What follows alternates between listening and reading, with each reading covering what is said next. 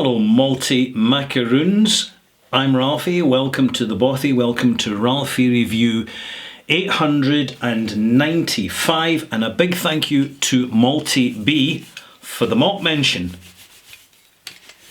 Got some Scotch whisky here, not a whisky I would normally buy, but a single malt that I get really curious about it simply because of the casks. I shall pour you a little dram, well, pour me a little dram, which I'll share with you, and tell you a little bit more about it.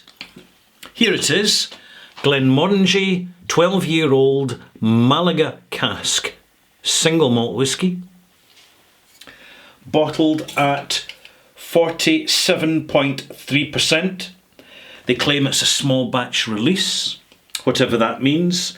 And it's the casks are first fill Malaga Dolce wine. Dolce meaning sweet and rich, complex, well, in a sweet and rich way. And it's not often I review Glenmorangie, although historically it was the best selling single malt in Scotland for quite a long time. Certainly the point when I get started in my single malt journey back in the 1980s, 1990s, yeah, 1980s. And I tend to find it a little bit overcomposed. It's got a delightful complexity because the spirit comes from the tallest stills in Scotland. They soar about 27 feet into the air, so there's a lot of reflux going on and it creates quite a complex new make spirit, which is delicious when you try it. Unlike some others which are kind of really rough and ready around the edges, like Hedradur and Springbank, when you try them as new make spirit. I'll say in passing that when you ever visit a distillery, and it doesn't matter where that distillery is in the world, anywhere, and you're doing the tour, ask if you can have just a taste and a smell of the new make spirit, because it gives you a point of reference as to when you're tasting something that's been matured in casks, in the situation of being a brown spirit, or has been rested in glass or stainless steel, as is the situation of many quality white spirits. They tend to, after production, just get rested to settle down and lose their edginess, which you still have in a new make spirit that's fresh off the still. It has a certain vitality to it, so the nearer you taste it to the still, the better. Another thing that caught my attention with this Glenmorangie is that it's going to be a sweet whisky, but it's at a higher strength. The bottle wasn't too expensive for the calibre of what it is in the UK, so I thought I'd just go for it and buy a bottle that I normally wouldn't buy, because I do prefer the drier whiskies, the more complex whiskies that tend to, in my opinion, be a little bit more expressive. But hey, Scotch whisky's about diversity of smell and taste, sensation delivery and form, and this is no exception. As soon as you put your nose to this, you're getting that characteristic Glenmorangie soft butterstock Scotch complexity, which works so well in the 10-year-old version, which is the one I recommend you look out for. In my opinion, it has been chill filtered. In my opinion, there may be some colour added to it, but not a lot. But it would be far better if they just stated it on the label and elevate this to a proper integrity bottling. But hey, big companies, they don't want to deal with the minion malt fans who are not that important to them. So we soldier on and we accommodate a certain amount of de-presented bottlings, so long as we're not paying too much for them, and that's important. Spirity, sweet, sawdust, butterscotch, a little bit of spicy honey note, definitely in the sweet end of the scale. And you notice this immediately in the nose. Taste. Resinous. Gingerbready. Books. You know, fresh book paper, when you smell books. Everybody smells books. Butterscotch, absolutely. Vanilla. And what I'm getting is something that's very similar. It's almost like a kind of sweet, slightly plummy Madeira. I'm going to add some water now. Need to add some water to this. If you have it neat, you'll get that upfront sweetness. But it's not until you add water that you dilute just enough to allow the background complexities to make themselves present, which are otherwise completely lost when you drink this neat. If you'd rather have a block of ice in your whiskey, that's your business. As soon as you cool your whiskey, you reduce the availability of flavour complexity. Understand that. Full teaspoon, 5 millilitres. Silver spoon, I gave it a wee clean recently, but I haven't polished it up.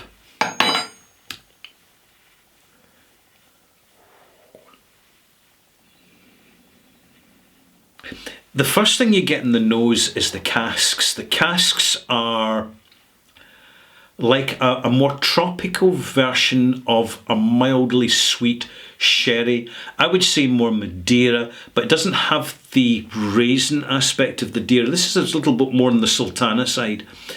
The casks smell different on the nose and they taste different on the palate.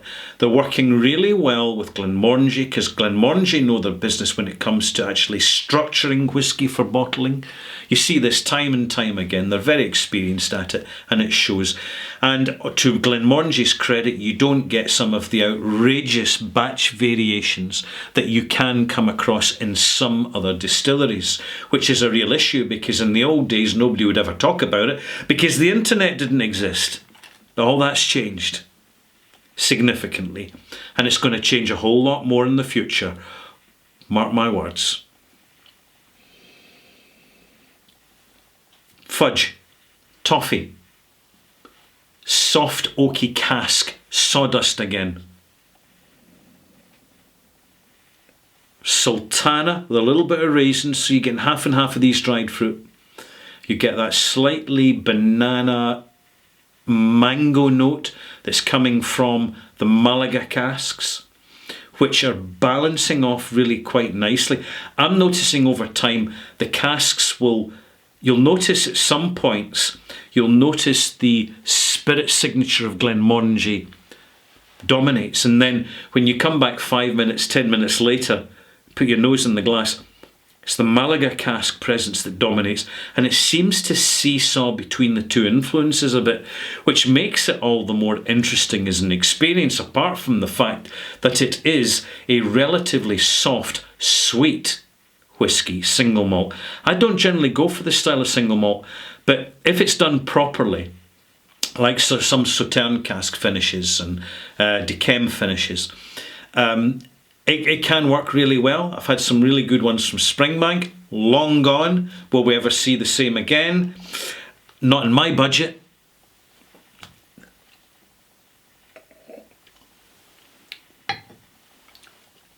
So much more vitality and complexity.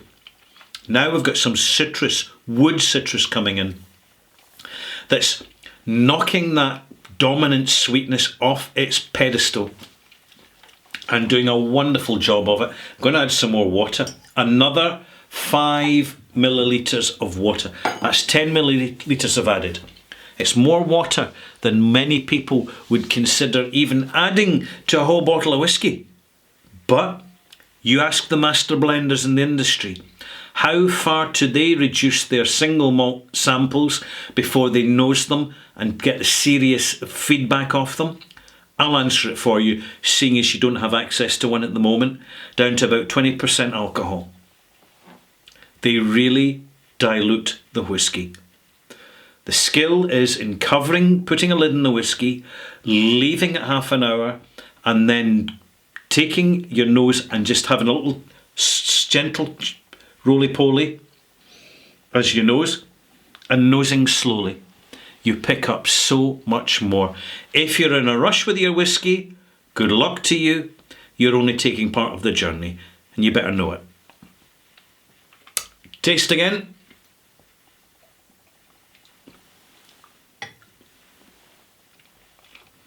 This works so well with all that water I've added. Sweet ginger. Fresh sawdust. Spicy plum brandy style Madeira-ish sherry hinting Malaga cask.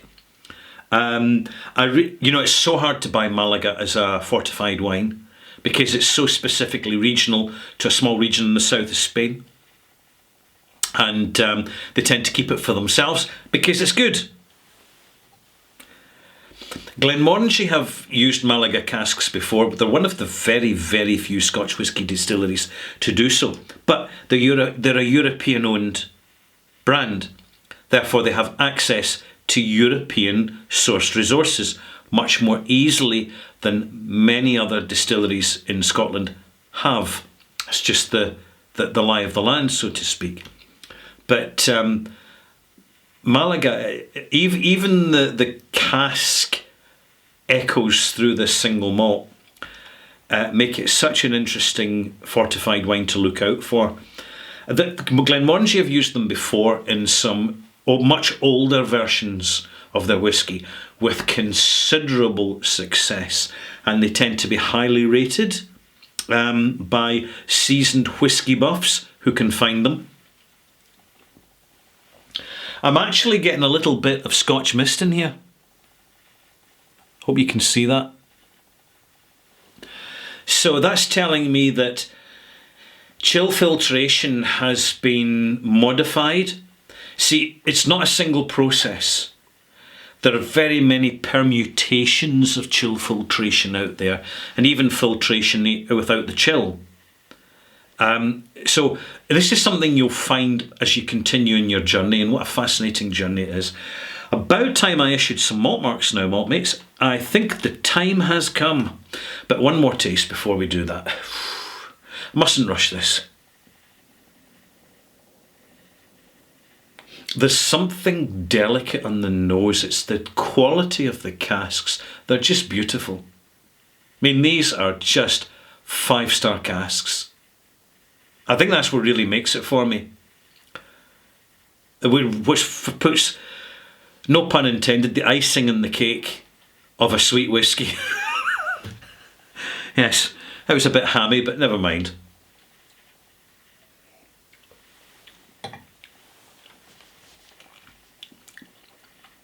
Softly rich. It's got its own fresh intensity. We're going beyond the flavours here, malt mates. It's the form and the sensation range. The creeping bitterness that comes in behind the citrus. A very little saltiness to it, but just in the back of your tongue you'll get a hint of that. But the form, the genuine original interest factor that comes with this is really what sells me on it, and is going to get it a reasonably good mark. Right, so it's going to be a malt mark, so I'll get the malt mark card out. And just a thoroughly fascinating, engaging, Ralphie recommended single malt from one of Scotland's most internationally identifiable single malt Scotch whisky distilleries. Malt mark 87 out of 100. It has certainly helped being bottled at 47 point something percent. What was it again? 3%. I do believe it has not been entirely chill filtered. It's been partially chill filtered. so it's not too compromised by that experience, although it would be more if it had just been left straight from the cask, even at 52-54%. But hey, am I getting fussy? Am I getting too demanding because I've experienced too much whiskey over the years and I just get increasingly intolerant for the bad stuff? If you're not already there, maltmates, you will be there at some point. But this is good stuff from a consistent, dependable single malt distillery. I'm Ralphie. Pop back again for my extras, in which I'll be getting out my Bruichladdich album. Oh, I know a few of you have been waiting for this. You've twisted my arm, maltmates. I shall reveal it. I shall explain all shortly. Hey, but you got to tune in while you're at it. If you haven't subscribed, please do, because it will keep you informed of all the future malt moments which are pending in planning stage and yet to be recorded.